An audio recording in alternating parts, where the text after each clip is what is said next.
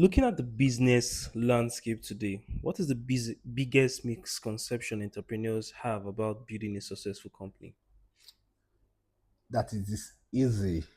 That's the biggest misconception a lot of entrepreneurs that I've seen have about building a business, a successful one at that. They underestimate the amount of sheer effort, will, and resources it takes to get something off the ground. And it's more obvious with people that don't have that prior experience. So that underestimation is the biggest conception I keep having over and over again. So they think that it would be fast, but no, it will take longer than you expect. They think it will probably take the amount of money to get them to this place. No, it will take more amount of money. They think that they can get successful doing it on the side. No, it probably will need more effort than what you are thinking of putting in there. So that underestimation is the biggest misconception I keep seeing. Yeah. Okay. From your experience managing organizations, what separates founders who scale companies from those who remain stuck running small Hmm. businesses?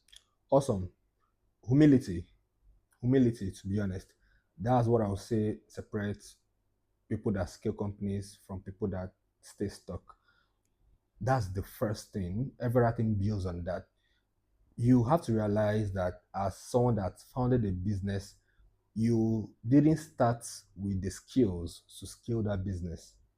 So if you want to scale that business, you need a different set of skills.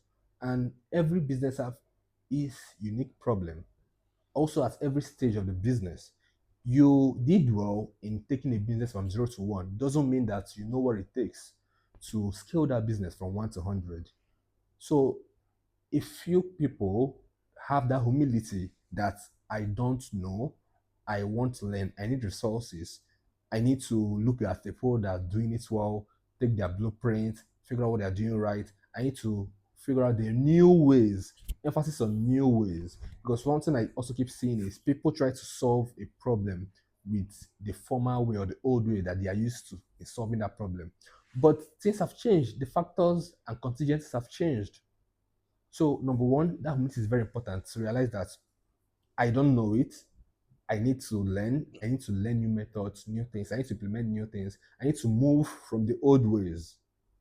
Which next flexibility, which builds on humility. If you are humble enough, then you can be flexible enough.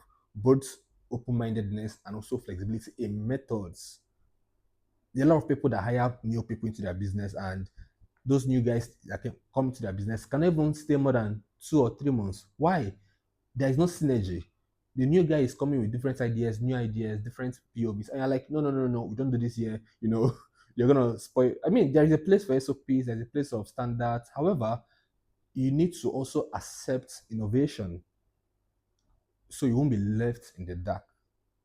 And you always need new or different POVs in your business. So those are one, humility, two, flexibility.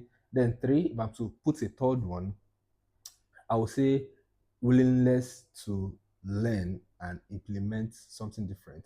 Another way it can be framed as taking risks. You need to be willing to take risks. So those are the three things I would say separate founders that scale and founders that remain stagnant. Okay, what is one business principle you believed early in your Hmm. career that you later realized was completely wrong? Uh, what is one that I believed? Do I really believe anything strongly that I later realize that it is wrong? I'm very careful with my beliefs, so I hardly believe to start with. I hardly believe to start with. I don't really have a lot of business beliefs, but I'm thinking if I must say one, then I come from a startup background, which means maybe I used to believe that you can easily build a $1 million company or a $10 million company, and everyone wants to build a $10 million startup. So that's probably wrong, particularly dealing with the economic situation of where you exist. If you're in a different market, which is much more larger than the Nigerian market, then of course it's easier for you to build a $1 million company over there. But that's not a principle either. So yeah, that's probably one since I got wrong. Okay. What is the most expensive mistake you see entrepreneurs repeatedly make, especially in their first 5 years? Top of the list, hiring the wrong people.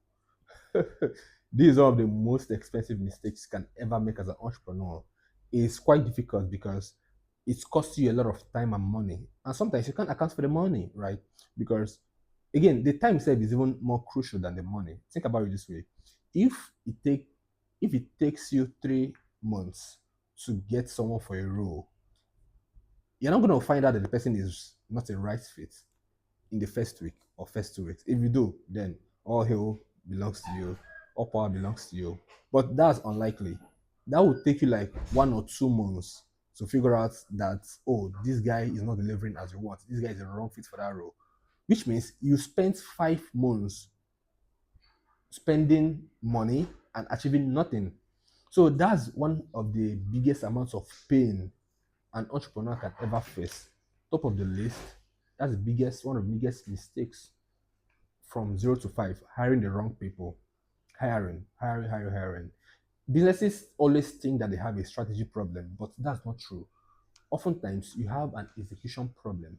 Strategy is often not the problem, rather, it's execution. And sometimes people say, oh, should I choose between strategy, good strategy, with bad execution, or bad strategy and good execution? The truth is this: if you have the people that would execute excellently for you, then good people cannot even execute a bad strategy because they will know that it's a bad strategy, right? So sometimes we break our brain thinking about strategy, but the problem is in the structure, is the people. So people is number one thing, and probably if I'm to keep talking, it will always be around people.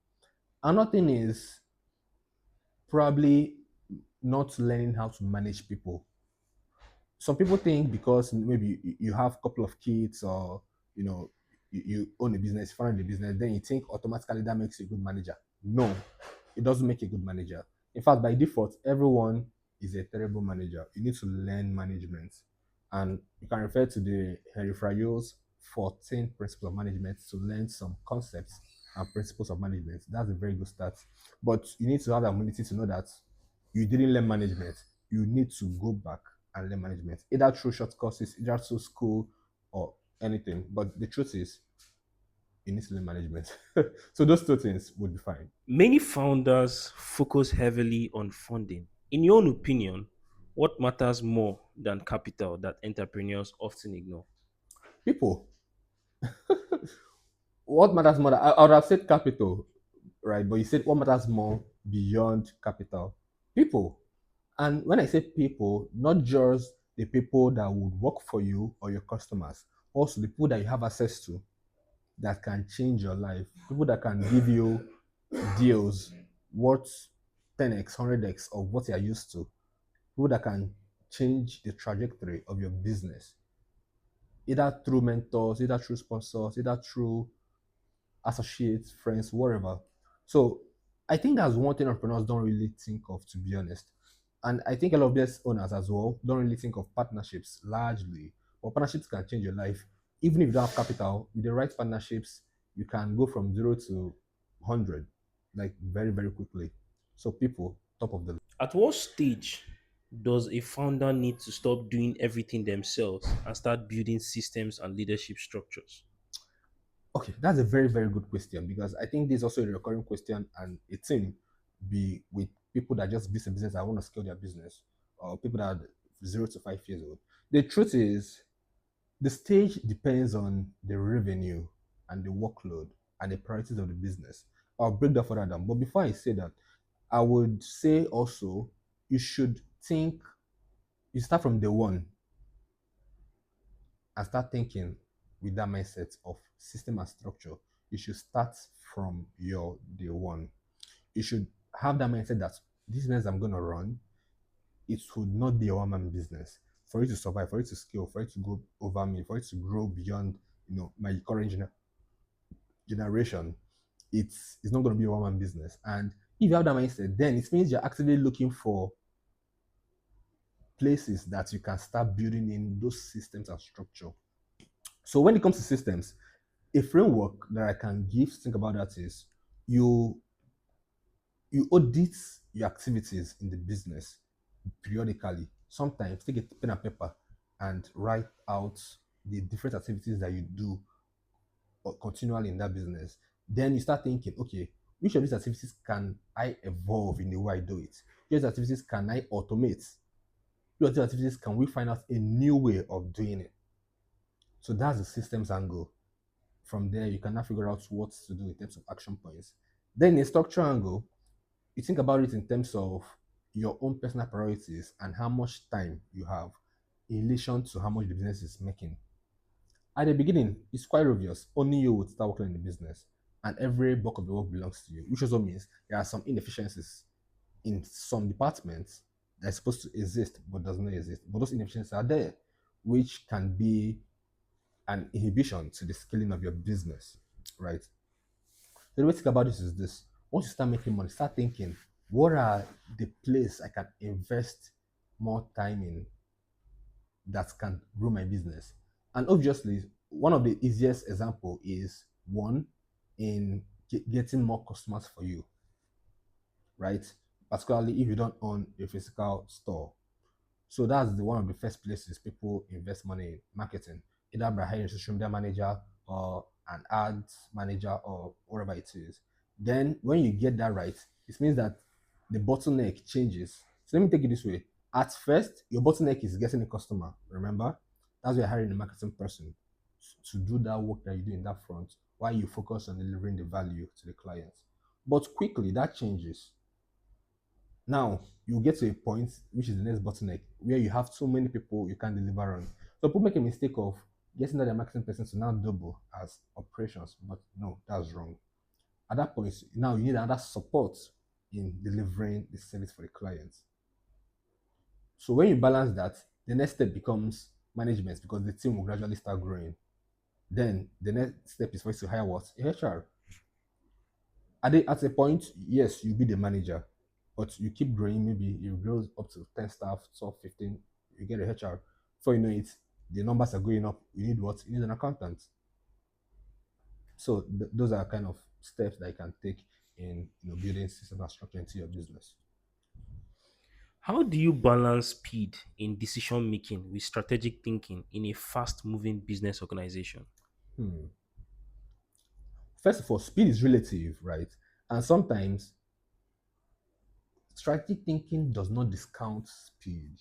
Some people think it's either speed or accuracy, but I think they are a function of the same thing, which is sharpness, the ability to be sharp.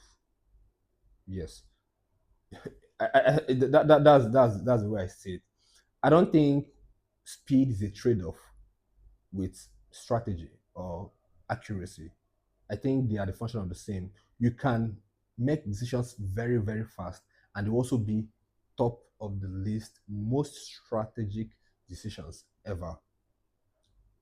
Taking more time to make a decision doesn't make it more strategic, right? So it is a function of being sharp, and which boils down to the culture of the workplace and also the frameworks that workplace use in thinking or in making decisions.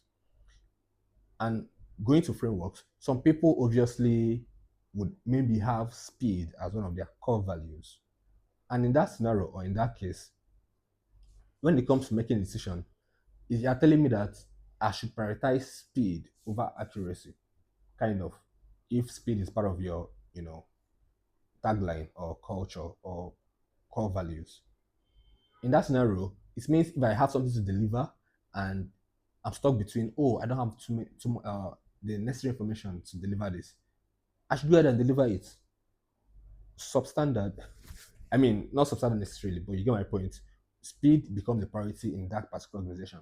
There might be another organization that excellence, for example, can be their own core value.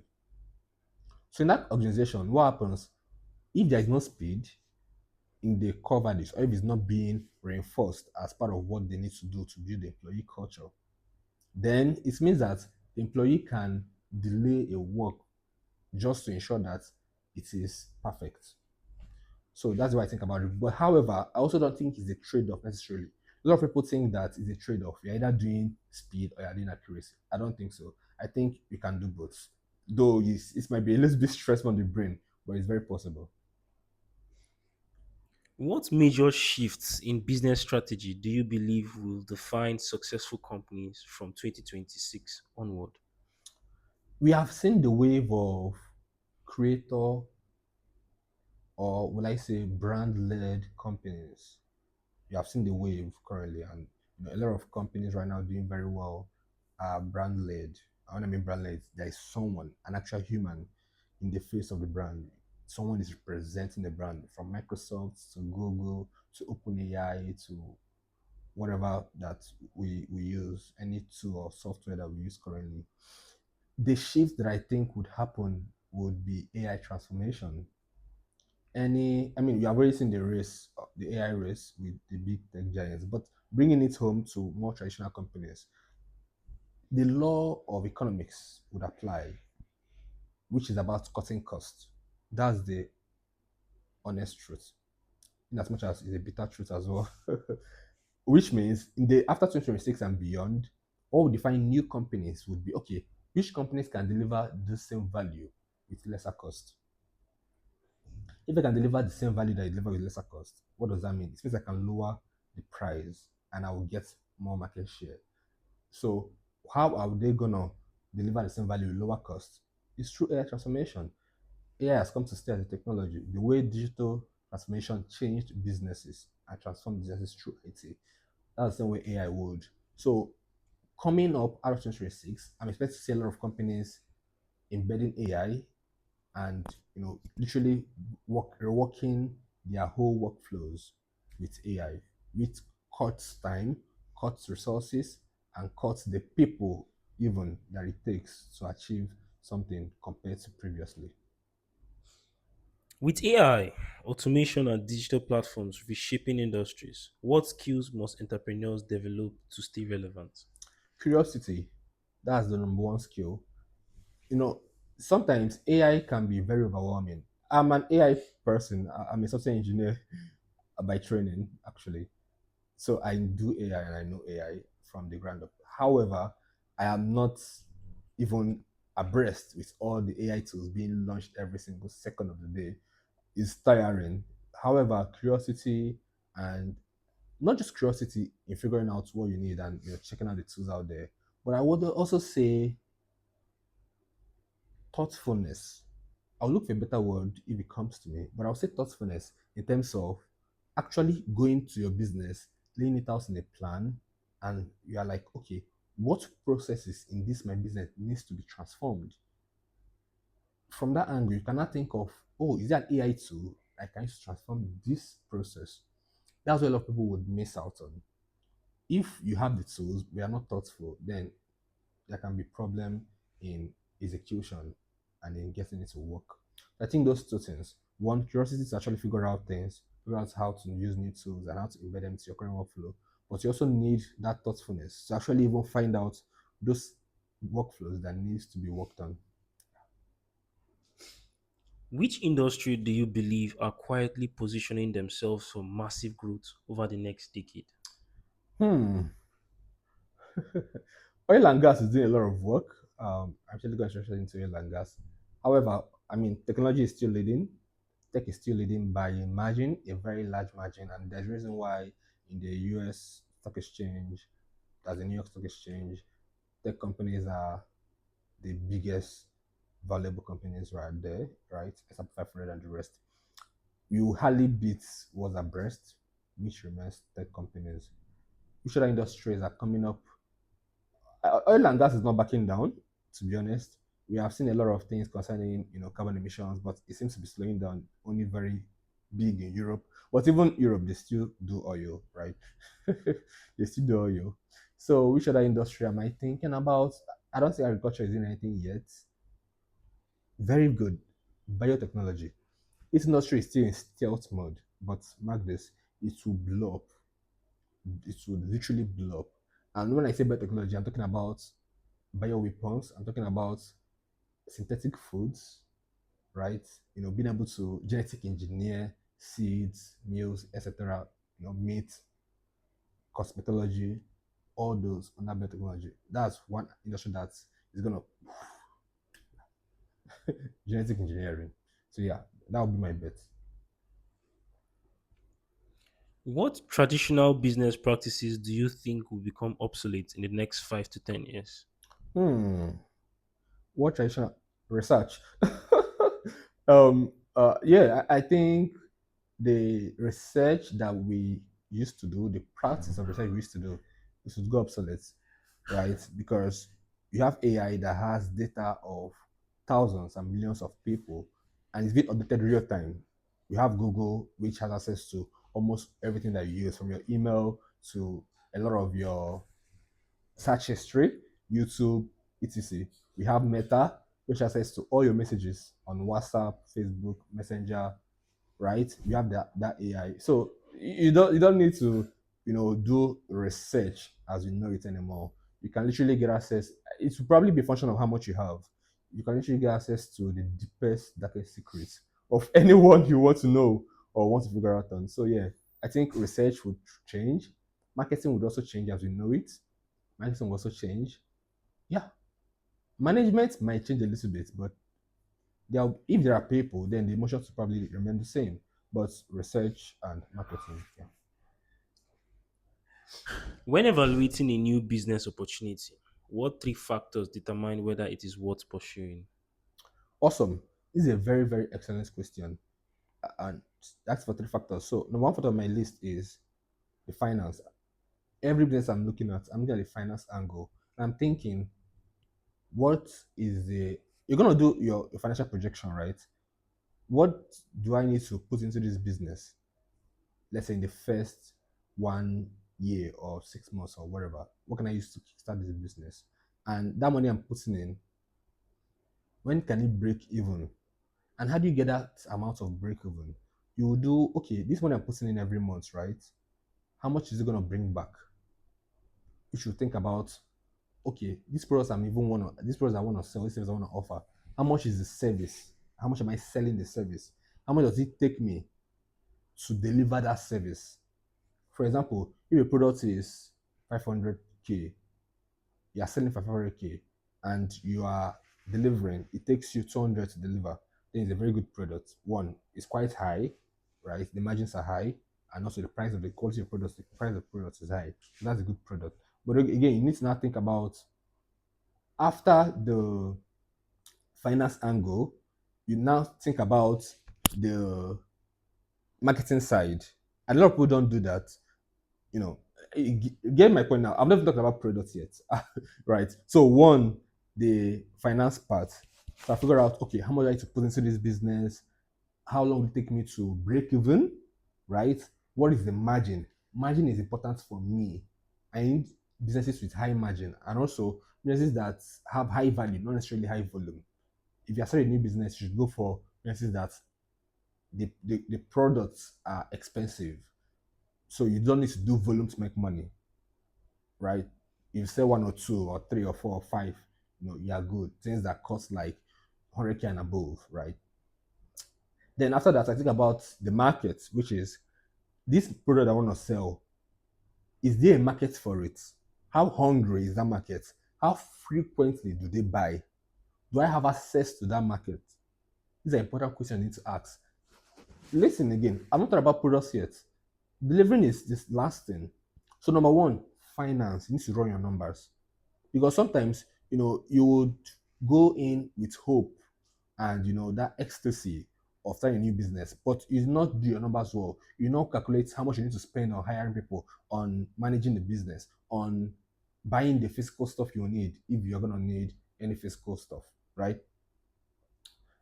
And of course, there are also other costs that you don't see. For example, a lot of people don't talk about marketing costs. You need to put in marketing cost as well when you are making your projections. So after all that, you now come.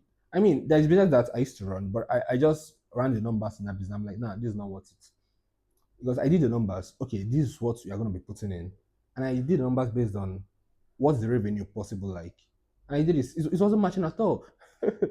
And, I binned the idea. It's not emotional. A lot of people don't do that. So you see, you start a business and you're putting in all your toil, energy. After 1 year, it's nothing to show for it. It's because the business you chose to do is wrong to start with. So after that, talk about the market. I've explained that who are the people that need this product? How often or frequent do they need it? Do you have access to them? If you don't, do you have a strategy of getting them? Because it also determines the length of time it will take you before you hit success. Then number three, you cannot think about, oh, how can I deliver this product or service? As we talk about, okay, maybe the sourcing aspect, the operations angle. Do I need someone from China? Do I need a distributor? Do I need this? Do I need that? So those are the three things, and those are the three levels that I will take it. One, finance. Two, market, market research. Then three, product delivery. I think pricing as well plays a role in the first one, in the finance aspect. So that's how kind of take its flow. Yeah. So, from a management perspective, what profit drivers do most entrepreneurs overlook when analyzing their business? Profit drivers do most entrepreneurs overlook. I would say one thing, not really a profit driver, but one thing most managers or most entrepreneurs overlook is on shutting down things. Shutting down things. So that's one. When I shut down things, I mean a lot of people, you want to, you want to feel successful, and you're gonna create a lot of product lines and stuff like that. If I'm coming to your business as a consultant, first thing I would do is to look at your books. The truth is, if you have five products in your product line, two of those five products are the ones making the money. Why spending money advertising five products when two are making money? So you see that where sharing comes into play, not just for the products but also internally. Some people, your team is big, is bigger than it's supposed to be. That's why they are not performing well. So one of the things I think they overlook is in shedding waste. Waste. The other thing is pricing. A lot of people get pricing wrong. There is product-based pricing and there is perception-based pricing. A lot of us do product-based pricing. I mean, there's another one that take it to the extreme, like our lucky people. I'm sorry that that one is not value-based. That one is wickedness-based pricing. But you get the point. A lot of us do, particularly if you sell physical products, you do product-based pricing, and sometimes you will make a lot of money doing that. You need to figure out how to build a brand such that you can do value-based pricing. So you're not charging 100 naira because this is what 100 naira or 90 naira, but you're charging 100 naira because the customer perceives that this product can deliver the value worth of 100 naira to them. You get the point now. It's not about the cost of the product. It's about the value the customer think they are getting from the product. Yep. So increasing your price and reducing waste. Not the two things. How can businesses properly evaluate the ROI of adopting AI, automation, or advanced analytics in their operations? By measuring outcomes, it's kind of a broad question, but overall, by measuring outcomes, which is okay, without AI, what was our revenue like? How many people do we have to hire? I think there's something you need to include now, which is kind of hard to measure, which is probably the peace of mind of either the manager or how free the team became or how productive that they became after AI. So those are some of the things you need to also measure. And probably if you can express the monetary terms for the good of finance better. But the first thing is to, of course, check revenue before and after, right? They can check the team satisfaction, the place satisfaction before and after. They also check customer satisfaction before and after. So literally, if you use the balance scorecard, the metrics in the balance scorecard, I believe that's a very good metrics you can use, which is customer experience, innovation, structure, and finance. Awesome. Yeah. Okay. How should business leaders balance short term profitability with long term technological investment? Hmm. So I think this is pretty much for Bigger businesses, they are the ones that often have this problem. And it depends as well. It depends on the market and it depends on your products. The truth is, cash flow is very important and profitability is very important to keep your business stable, particularly in an economy like this currently, not just in Nigeria, but in the world at large, right? It's very good that you have some money in the bank and you're also making money. And sometimes your investments might not be coming through, the returns might not be coming through anytime soon. So if you put all the money that you have into that innovation and you need the money the next day, what do? Loan will gonna cut off your neck. That's debt will cut off your neck. So how do you balance that? I would say probably having a budget for investments and sticking to the budget.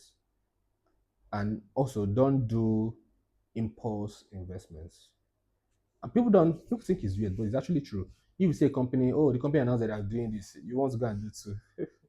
Don't do impulse investments, right? Have Always have playbooks, always have your plans, right? Always have your blueprints before you make any investments. Cash is king. It's better you have cash in the bank than you put it out there. I mean, investment is also a risk. Research, technology, innovation is also a risk. It might work, it might not work. I mean, there's a point where we can go to, oh, oh, let's make sure you're leading. Doing research. No, the biggest companies that survive, they don't. I don't want to say they don't innovate, but they are not the leaders of the innovation. No, they weren't. They copied. They copied. So yeah, it can be good not putting all the money in research.